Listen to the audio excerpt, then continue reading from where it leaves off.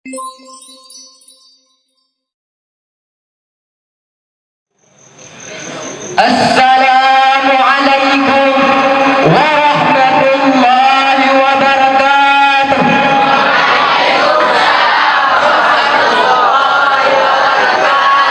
Alhamdulillah, alhamdulillahil munfarid bil ijad, wassalatu wassalamu ala sayyidina Muhammad ba'athahu fi qaumin mutanawwi'ah wa ala alihi wa sahbihi wa man tabi'a risalatahul azizah, amma ba'd. Dewan hadirin yang saya muliakan, peran orang tua sangatlah bagus dalam membangun dan membentuk pribadi seorang anak, terutama sang ibu, dikarenakan anak lebih sering dekat dengan sang ibunya, sehingga ibu adalah guru sekaligus sekolah pertama bagi mereka anak. Dan seorang anak adalah peniru terhebat. Anak akan terbentuk sangat tergantung bagaimana kondisi kedua orang tuanya. Sehingga tempat orang bilang buah kelapa jatuh tak jauh dari pohonnya. Hadirin, seorang anak merupakan amanah dari Allah bagi kedua orang tuanya, maka hendaknya dipelihara dan dibimbing sesuai dengan panduan syariat Allah dan Rasulnya. Jika ini tidak dilakukan dengan yang benar, maka seorang anak bisa menjadi penyebab orang tuanya terseret ke lembah neraka dan barang pasti akan mendapat malu di dunia.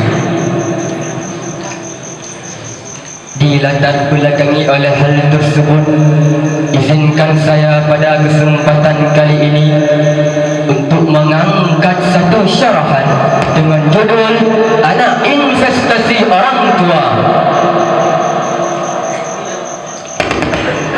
Diawali syarahan saya dengan surat An-Nisa ayat 9.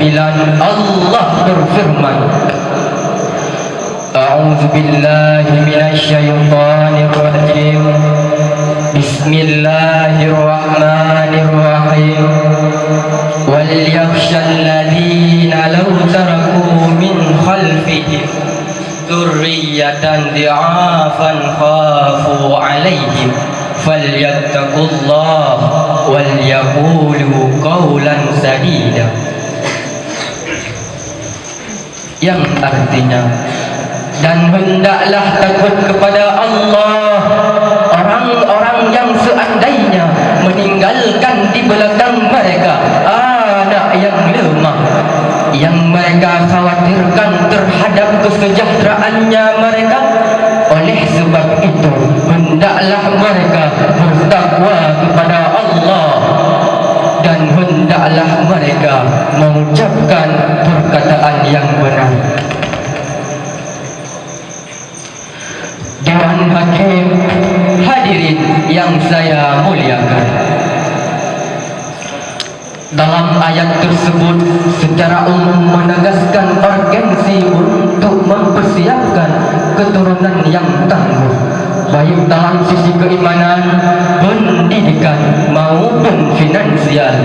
Kalau tidak, karena anak dan keturunan tersebut akan menjadi batu sandungan di hari kiamat kelak terhadap kedua orang tuanya. Begitu juga umat dan bangsa ini tidak akan jaya dan bangkit jika generasinya lemah. Rasulullah sallallahu alaihi wasallam pernah bersabda di dalam hadisnya yang mulia, kullu mauludin yuladu alal fitratil Islam. Setiap anak itu dilahirkan dalam keadaan fitrah. maka kedua orang tuanya lah yang menjadikannya seorang Yahudi, seorang Nasrani, atau seorang Majusi. Dewan Hakim hadirin yang saya muliakan, dari hadis Rasulullah sallallahu alaihi wasallam tersebut dapat kita pahami bahawa adalah seorang anak merupakan salanah dari Allah bagi kedua orang tuanya. Hatinya yang masih suci seperti kertas putih yang bersih dari noda pahatan, bentukan dan coretan, maka kedua orang tuanya lah yang menjadikannya, maka kedua orang tuanya lah yang berperan menjadi pelukis. Anak yang masih suci, anak yang masih bersih, siap menerima apapun lukisan dan gambaran yang disodorkan oleh kedua orang tuanya. Maka oleh karena itu, kewajiban utama orang tua adalah menguatkan fondasi keislaman dan menguatkan fondasi keimanan si anak. Dikarenakan tanpa dua fondasi tersebut, bangunan yang dibangunkan oleh kedua orang tuanya terhadap anak pasti akan sia-sia. Apalagi di zaman sekarang ini, zaman yang penuh dengan fitnah, kalau kita orang tidak menanamkan dasar-dasar agama Islam dalam jiwa si anak, jangankan mempertahankan agama dan bangsanya, mempertahankan dirinya saja dari pengaruh budaya yang berat tak mampu dia lakukan. Dewan Hakim hadirin yang saya muliakan,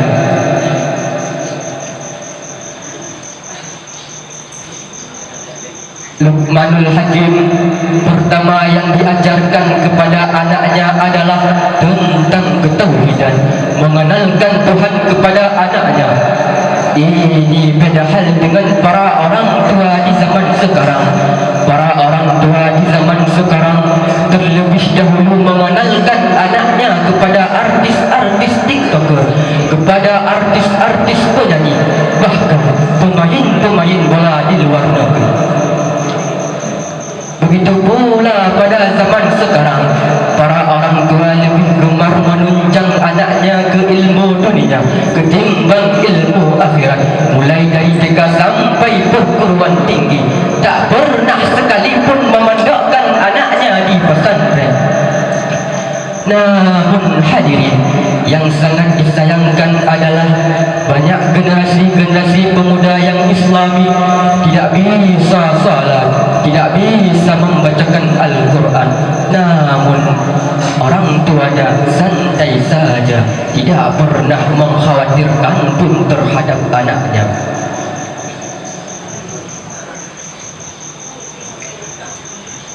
Dewan Hakim hadirin yang saya muliakan,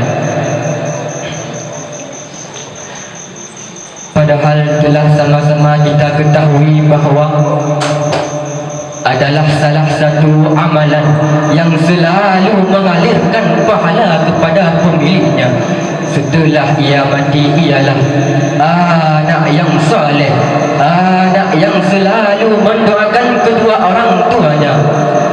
Maka oleh karena itu, kenapa dikatakan investasi? Dikatakan investasi karena mempunyai dua kemungkinan, untung atau rugi.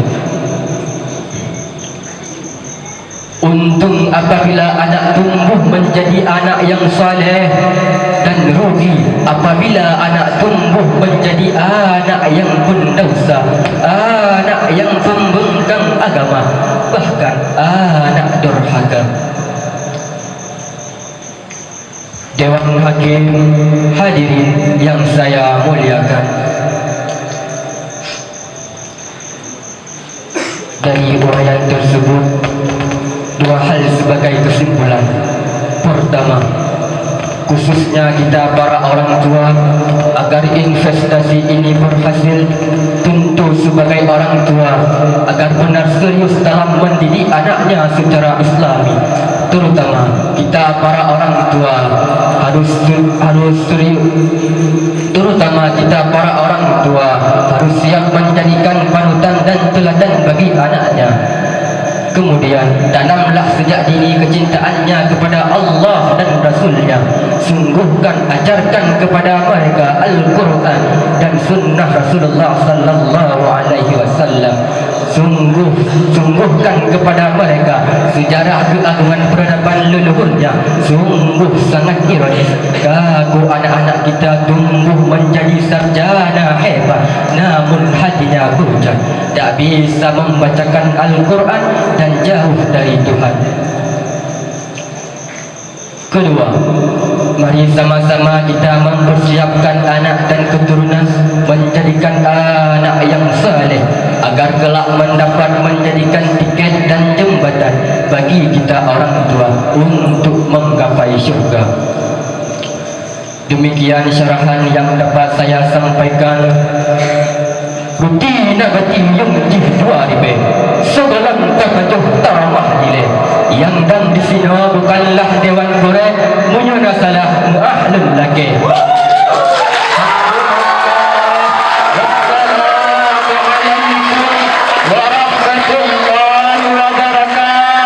Waalaikumsalam warahmatullahi wabarakatuh. Terima kasih kepada peserta yang berusaha tampil atas nama Tunku Irsa berasal dari kabilah Bahlawi.